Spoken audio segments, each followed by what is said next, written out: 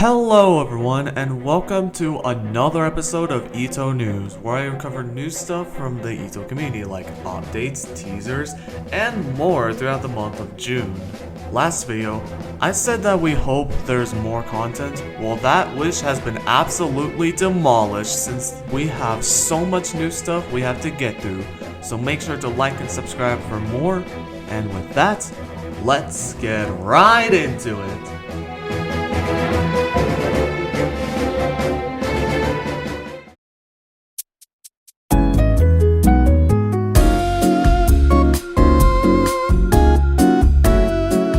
The first topic I'm going to cover is Starlit Archives because it has been released last month.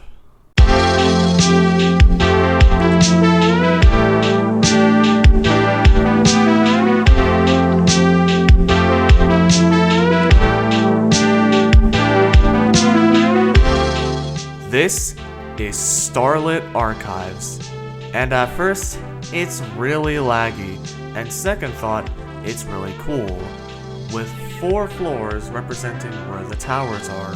Extremely long towers that probably last more than 45 minutes, and, if that's not crazy enough, a bunch of scenery, and the amount of detail in the area. And of course, when there's a new area, there are going to be a lot of bugs, and since the towers are long, there were a lot of bugs. I can't go through all of them, so I'm gonna put them on the screen. Pause if you'd like to read all of them. Not only that, but the new logo representing TSA is really cool, and this is the logo you saw in the thumbnail. This is also the last subrealm for the Great Inferno, which is sad to witness, but it is what it is. Overall, this area is cool, even though it took a lot of planning and there were so many towers to playtest for bugs. I think all this was worth it. And keep this in mind to please keep the EToH devs away from EToH. And with that, let's move on. Ring Zero has gotten its first teaser after, what, like 7 months? It's been a long time. And this is the first teaser showing the Inductory Towers with the portal for Tower of Genesis, the portal for Ring Zero Tower buttons extremely clear, and the mini version of Tower of Motion Evolution in the background. And this area looks cool. Overall, this new ring might get hated since I don't know if no one likes towers before difficult, but we'll see.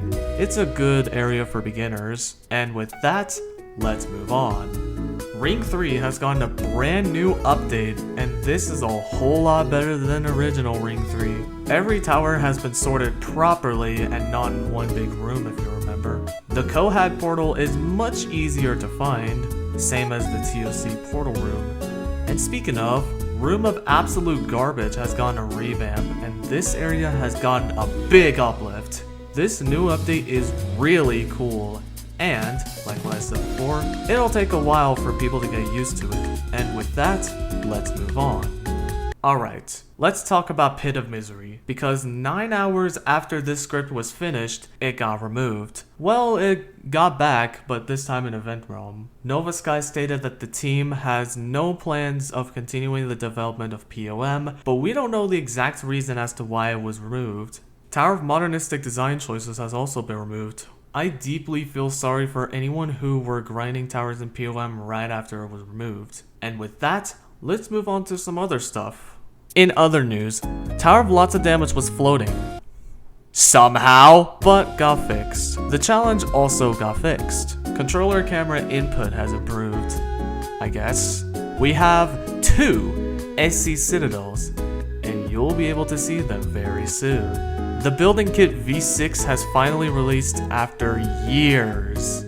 The game reached 100,000 visits. And finally, the streak ended, but I'll talk about KreekCraft again as he nominated EToH for the best obby game on Roblox, which is awesome. And with that, let's move on.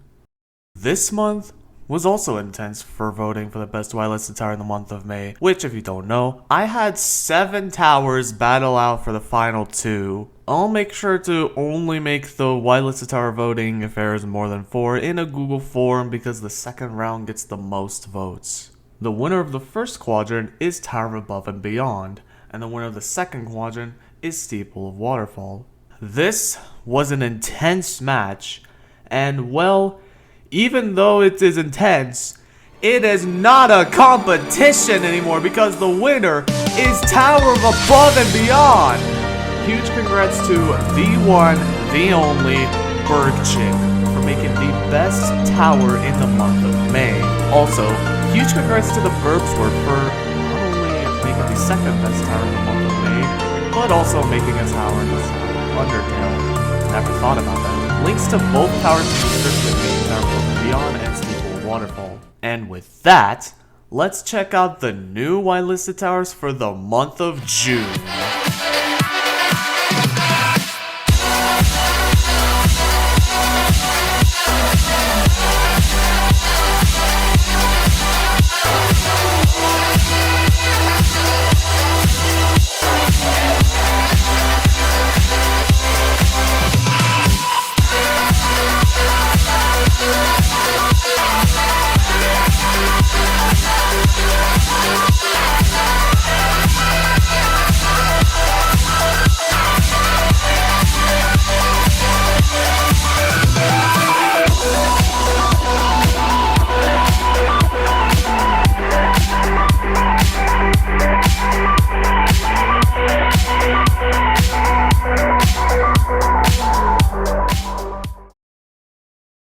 So yeah, that's the end of the episode. This was a lot of content, and I hope there will be more in the future. As always, don't forget to like and subscribe for more EToH news, but also more completions like these. And yeah, I'm RedKingNL, and I'll see you in the next video.